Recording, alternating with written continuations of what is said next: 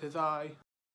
Hey everyone, glad to see you back, glad to see you looking fresh. So, today I wanted to sit down and talk with you guys about Netflix and the situation that they currently found themselves in. So, if you didn't know, Netflix projected that they were going to go up 2.5 million subscribers, and instead of doing that, they went down to 100,000 subscribers. So they missed the mark by a good amount. So the fallout of this has been pretty substantial. They've lost a lot of stock, and their valuation went down. They've lost billions of dollars. This whole story we can short down to Netflix needs to change something. They can't continue on the track that they're on because clearly they've hit a wall, they've hit a peak, they've done something wrong here to warrant all of this failure all at the same time. A little on my history with Netflix. I was there as a kid when they did the disc system. They'd send discs out and whatnot. And I remember way back when they first started streaming.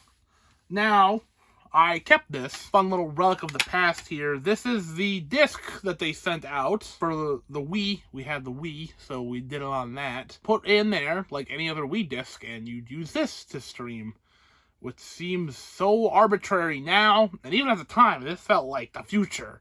Well, I just put this one disc in there, and I can stream stuff off it? Like, is there stuff saved to this disc?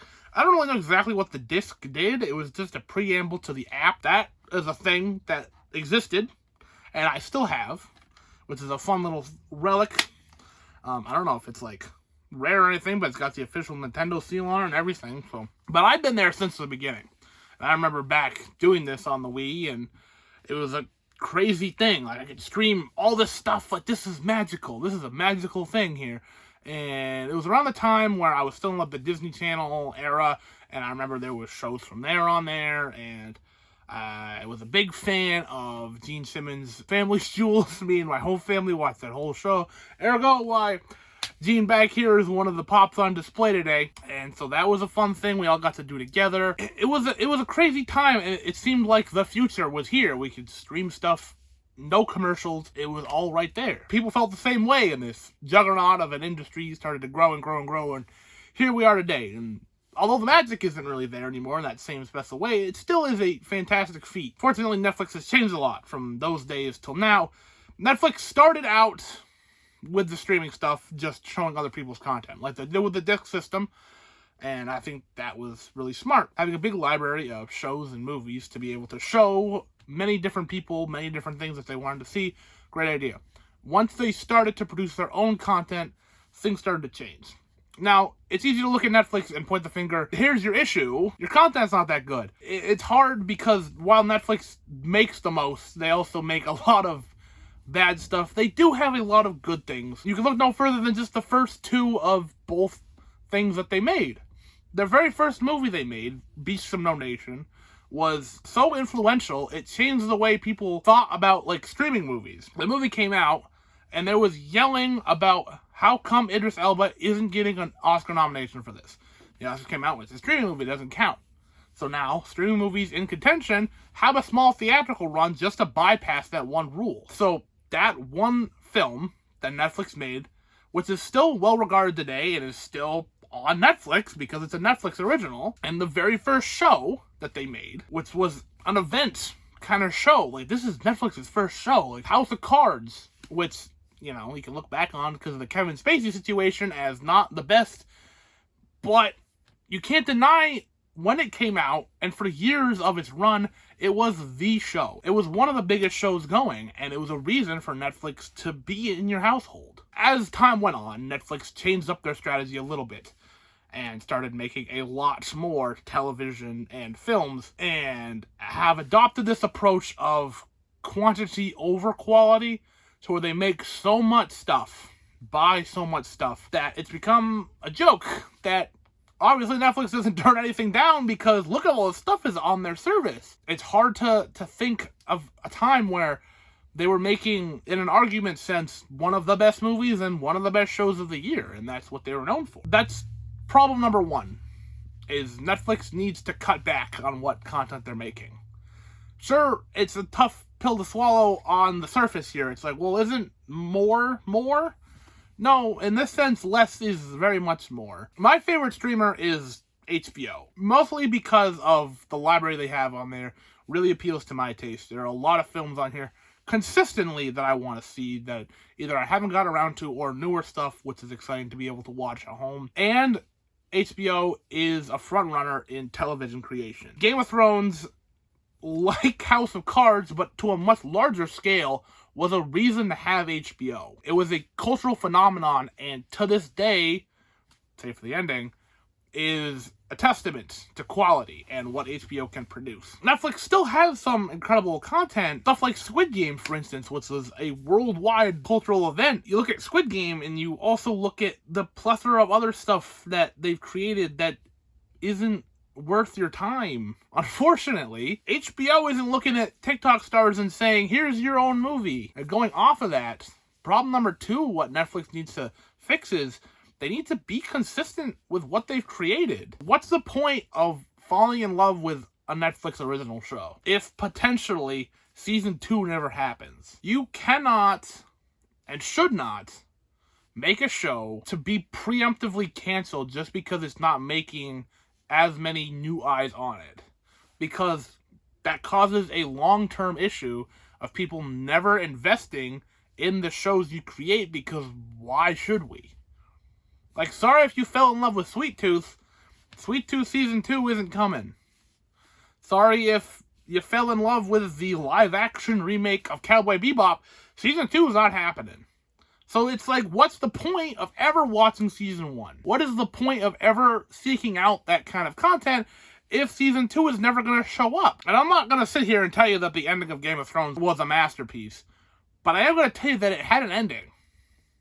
It fulfilled its story. It concluded. Good things come to an end, and when things don't stop when they need to, and they stop preemptively without an ending, it feels hollow. It makes the whole experience not feel fulfilling. For every Stranger Things we get a ton of other shows that just don't ever get to continue past the first season, which is unfortunate. Now, going from the television side onto the film side, Netflix not necessarily creating stuff, but funding projects of people. Netflix has been a forerunner in being able to fund stuff that possibly wouldn't have been able to get made.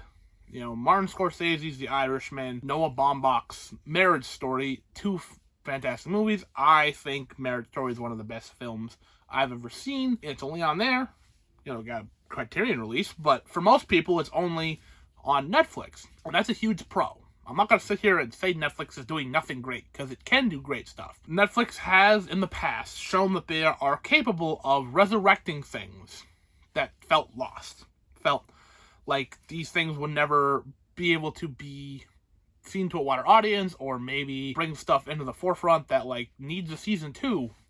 Which is kind of ironic considering what point 2 was, because my third point is they should focus more on this resurrection idea. This is a vague term, I understand, but what I'm talking about is stuff like Arrested Development or Cobra Kai, and picking up these shows which are lost in limbo. Whether their streamer has gone down, whether they were on the air and got canceled preemptively, they are able to be picked up by Netflix, and they realize people love this show.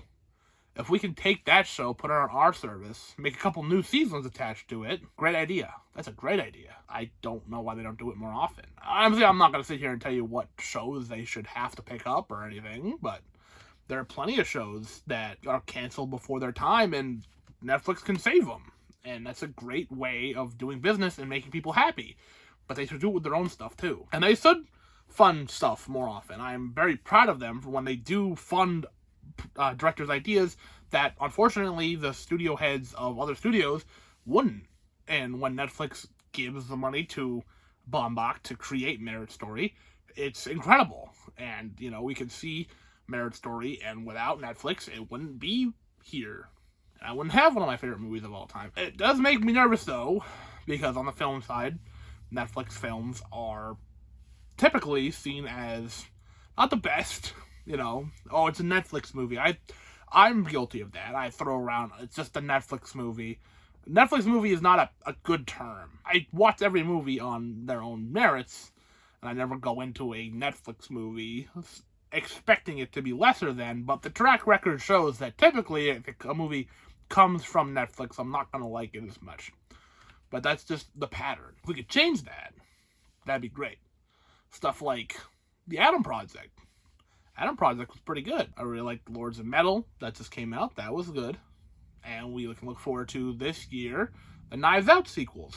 I love Knives Out, and I hope the sequels are great. So stuff like this, I can see Netflix doing good. So when they hit a road bump, and maybe they've peaked, maybe they hit the maximum amount of subscribers they could reach. Put it bluntly, they've capped out. I don't think that's necessarily what happened. I think that people are potentially getting tired of Netflix's approach to this thing, and that they throw a lot at the wall and hope what sticks. But then once stuff sticks, they don't stick with it. And I'm not even saying you have to make sequels to everything that's a big hit.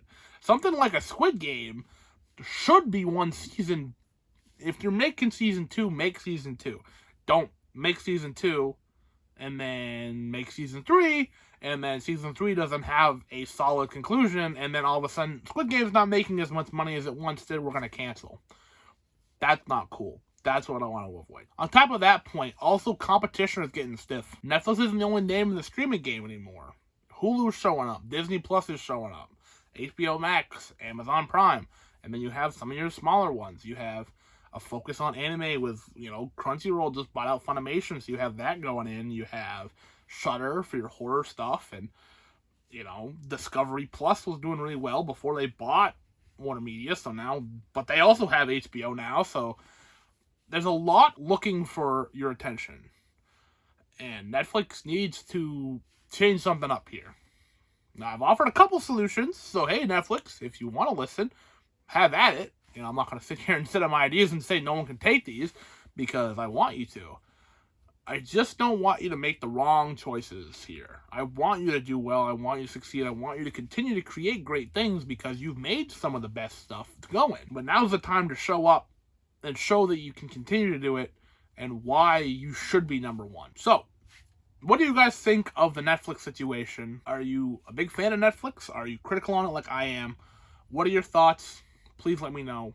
And as always, thank you so very much for watching. Like this if you like this, subscribe if you haven't already, and I will see you at some point.